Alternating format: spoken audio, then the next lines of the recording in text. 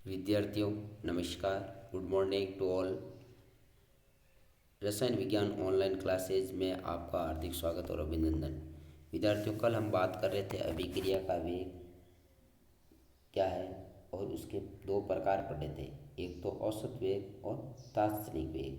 तो अभिक्रिया का वेग जो है उसमें आपको सांद्रता के अंदर समय का भाग देना है। ये जो सांद्रता अभिकार या उत्पाद दी होती है उसमें समय का भाग दे दीजिए। v बराबर कंसंट्रेशन अपॉन टाइम के अंदर जो होगा उसी प्रकार कंसंट्रेशन की इकाई होती है मोल प्रति लीटर और समय को है आप सेकंड में मान सकते हो, तो मोल प्रति लीटर प्रति सेकंड है। उसी प्रकार कल अपन ने जो बात की थी औसत वेग और तात्क्षणिक वेग, किसी समय अंतराल में जो सांद्रता में परिवर्तन होता है वही वेग क्या कहलाता है, औसत वेग। और किसी क्षण पर अभिक्रिया का जो वेग होता है वो तात्क्षणिक वेग कहलाता है।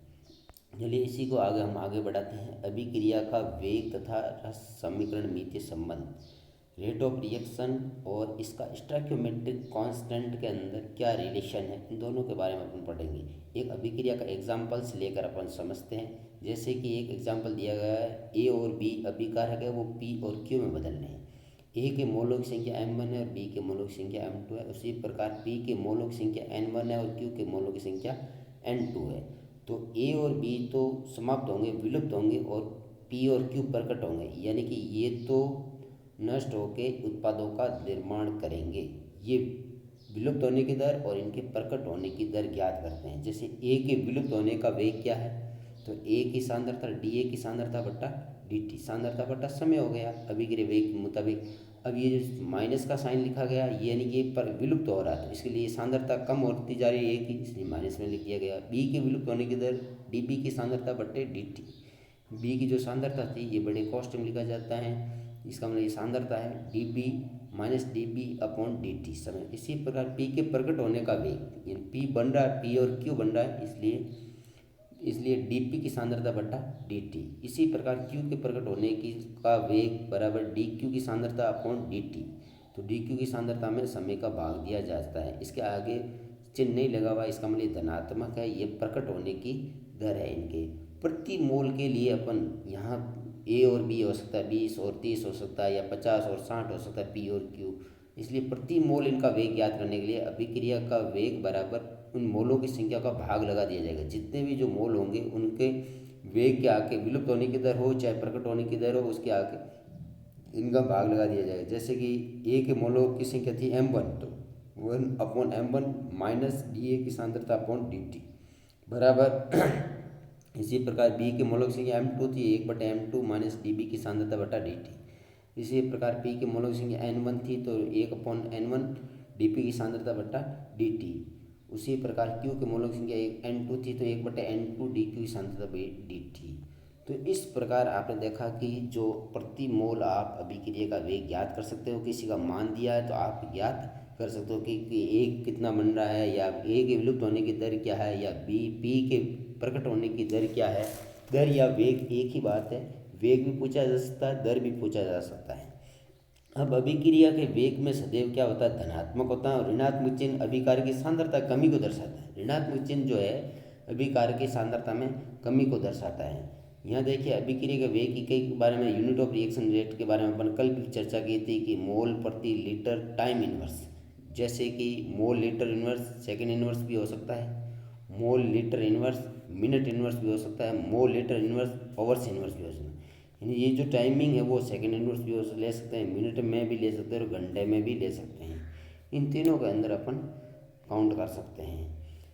तो जैसे कि अपन इसका एक उदाहरण लेकर समझते हैं आगे जो है इसके बारे में बात करें। जैसे कि एक प्रश्न आया है N2 क्रिया करने पर 4NO2 प्लस O2, यानी नाइट्रोजन पेंटाऑक्साइड जो है इसके 2 मोल अभिकारक जो है NO2 के 4 मोल और 1 मोल ऑक्सीजन बनाते हैं। यदि सांद्रता 4 सेकंड में 1.6 इंटू 10 की -2 मोलरिटी से बढ़ती है तो निम्नलिखित की गणना कीजिए। 4 सेकंड में इनकी मोलरिटी ये बढ़ती है तो इनकी गणना कीजिए। अब देखिए यहाँ NO2 के निर्माण का वेग, यानी NO2 जो प्रोडक्ट है निर्माण का वेग पूछा है, O2 के निर्माण का वेग, O2 भी प्रोडक्ट है, और N2O5 का विलुप्त होने का वेग और अभिक्रिया का वेग पूछा गया।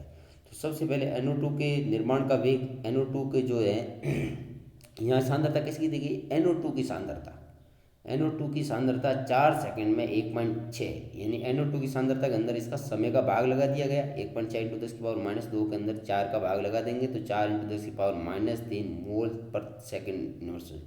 NO2 के बनने की दर आपने प्रति मोल ज्ञात कर लिया है कि 1 मोल बनने में ये समय लगता है 4 इंटू 10⁻⁴।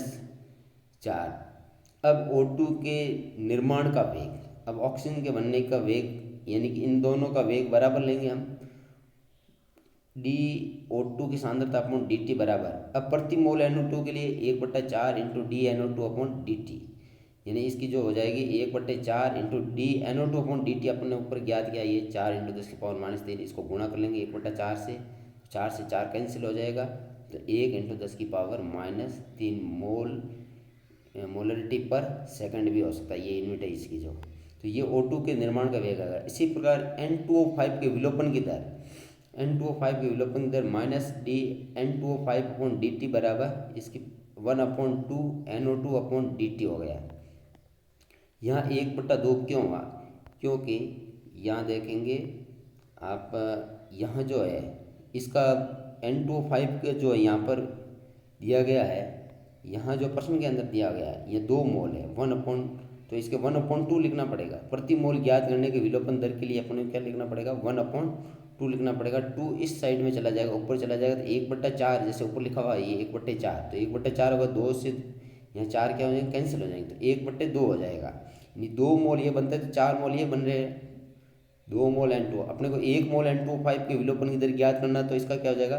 डबल मोल बनेगा, तो 1/2 NO2 अपॉन dt का है, तो 1/2 इंटू NO2 अपॉन dt का जो मान है वो ऊपर लिखा हुआ है 4 इंटू 10⁻³ इसको मल्टीप्लाई कर लिया तो इसको मान आ गया 2 इंटू 10⁻³ मोलरिटी पर सेकंड इनवर्स। तो अब पूछा गया अभिक्रिया का वेग। अभिक्रिया का वेग आप किसी से भी निकाल सकते हो, जो भी दिया गया है। अभी अपन ने तीनों का मान ज्ञात कर लिया, इसके विलोपन की दर, इनके बनने की दर ज्ञात कर दिए, तो इनके मोलों की संख्या में भाग दे दीजिए, इनके जो भी मोल दिए, जैसे NO2 N2O5 से ज्ञात करना dt से, तो 1/2 लिख दिया आपने बराबर 1/2 और N2O5 अपॉन dt जो अपन ने ऊपर लिखा है ये मान ज्ञात किया, 2 इंटू 10⁻³ इससे गुणा कर दिया 1 इंटू 10⁻³। किसी से आप ज्ञात कर लीजिए, चाहे आप N2O5 से निकालना चाहते हो या इससे किसी से, प्रति मोल उसका भाग दे दीजिए, उसका मान आता जाएगा।